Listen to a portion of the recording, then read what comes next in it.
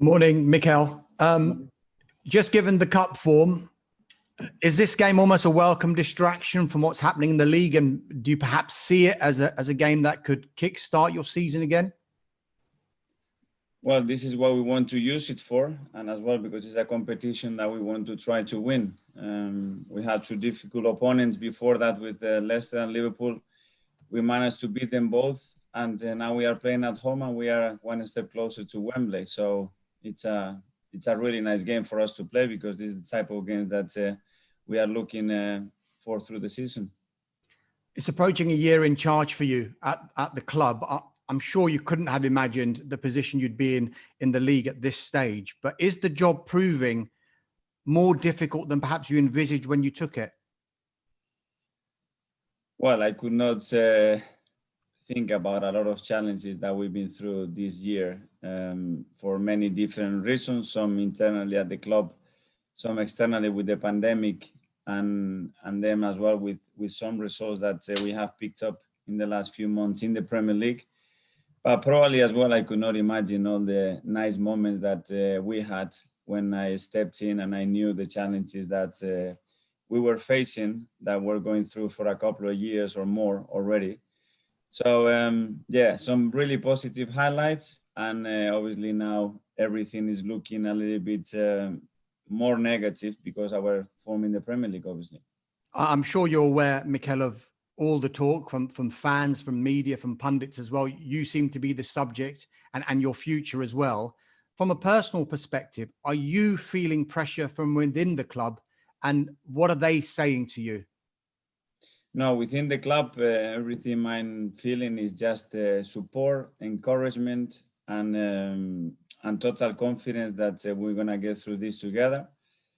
Externally, I never read what is happening. I know more or less what is happening, but I never read it in beautiful moments. Don't read it in difficult moments. I don't read it.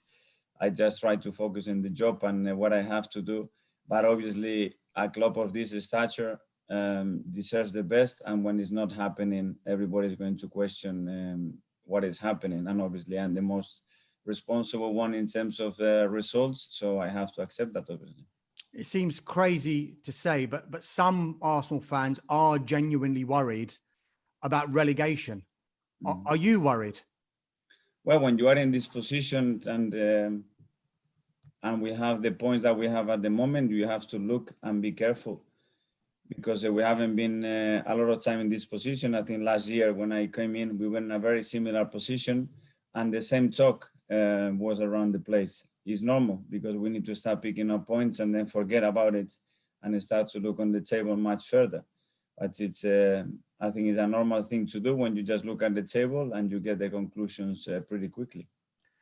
Just finally from me, Mikel, can you give us an insight into what the atmosphere is like at the club and particularly in the dressing room? Because I know you say you don't pay any attention to what's being written and what's being said, but there seems to be a growing amount being written and being said about the atmosphere between the players, between you and the players. What can you tell us? I don't say that I don't pay attention. I say that I don't read.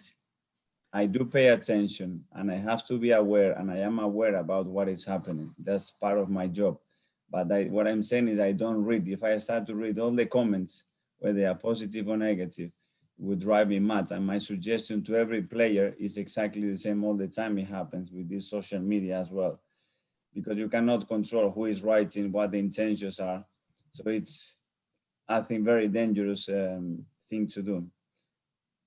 When you talk about the dressing room, the atmosphere at the club is good, as good as it could be when we are all hurting, because results in the Premier League are hurting and everybody's worried and everybody is suffering at the moment because we want much more and we are working to get much more.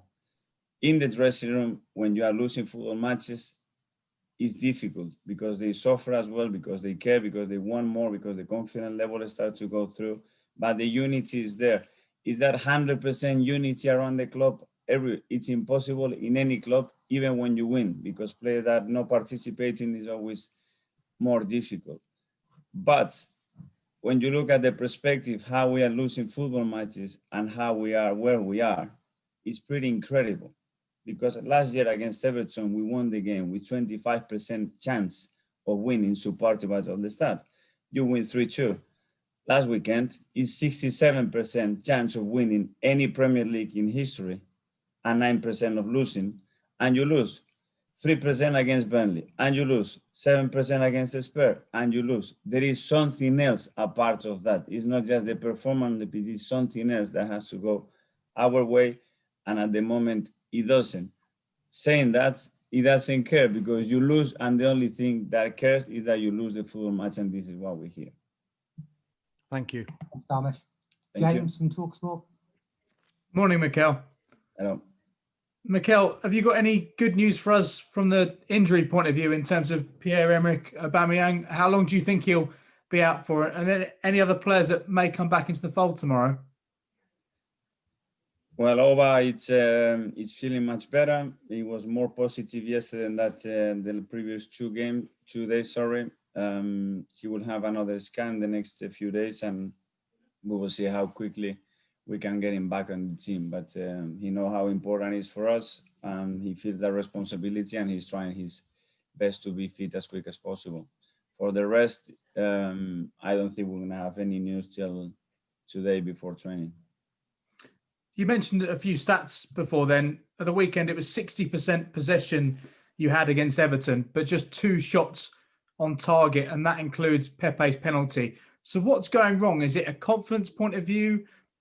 Are the players lacking a bit of courage, or is there a lack of vision in attacking areas? I'm zero interested in ball possession. I'm interested in what we do with that ball and how efficient we are. Our conversion rates and our finishing quality is what is letting us down at the moment, because with the rest, it's what it should be to win many football matches. And it wasn't there before. And we were winning because our finishing quality was through the roof, and we were winning these football matches.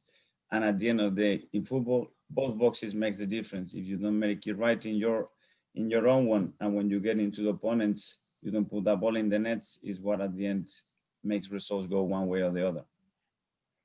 It's been a really difficult start to the season. Are you concerned at all about the psychological effect this is having on some of the young players, the likes of Ainsley Maitland-Niles, the likes of Bukayo Saka, players that are already experiencing a huge amount of pressure that comes with being an Arsenal player, and that's just almost insurmountable now results have been so poor of late?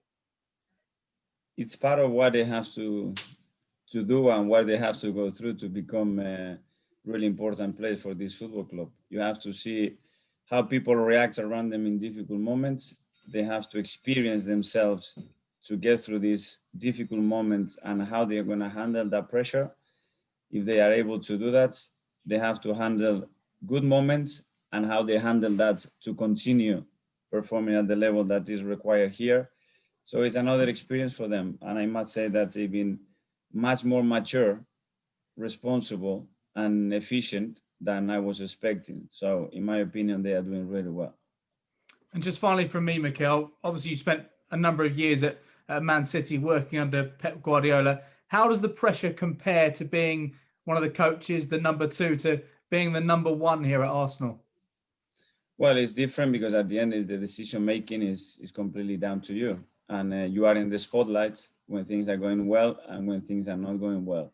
And that's the biggest difference. There are a lot of similarities in certain areas, but it's nothing to do like being obviously the main man and the decision maker, and that changes it all.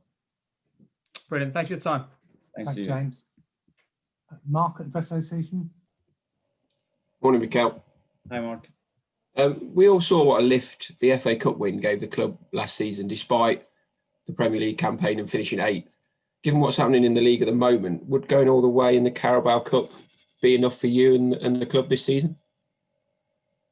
It's not being enough isolating just one competition. We will have to play every competition to try to win it. Last year we managed to win 2 of those, and we have a really nice opportunity because we've done really well in the competition this year, and tomorrow's game is another step forward to be closer to winning another trophy, and this is what we are going to try to do. But that doesn't mean that then it's going to reflect on the rest or it's going to look better, because at the moment whatever happened in any other competition, what we do in the Premier League is nowhere near where we should be. The club has backed you in recent weeks. Edu and Vinay both come out and said you're absolutely fine in your position. But can you imagine there being any conditions where you would consider walking away from this job yourself, or is that something that to you isn't even an option?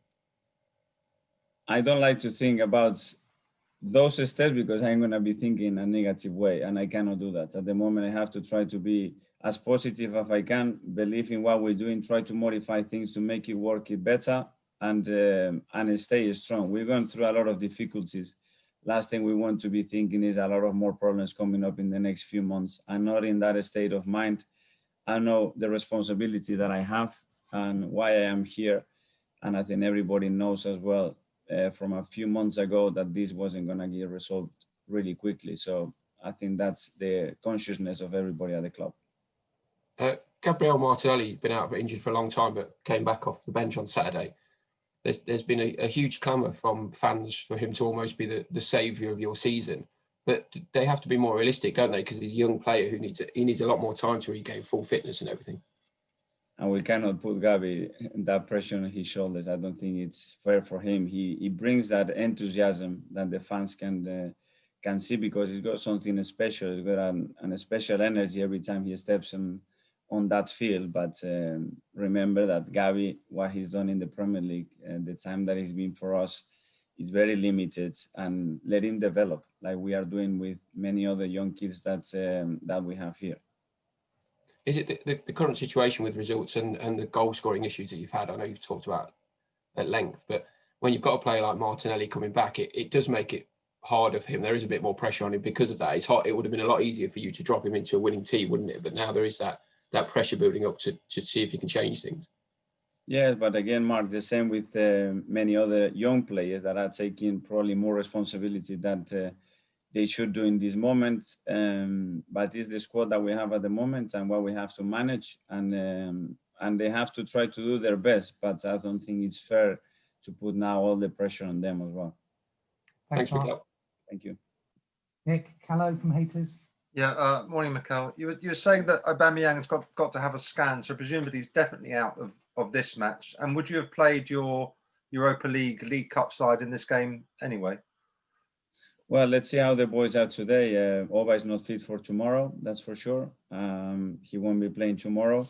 And we will see who is available because we have a few doubts as well in other positions.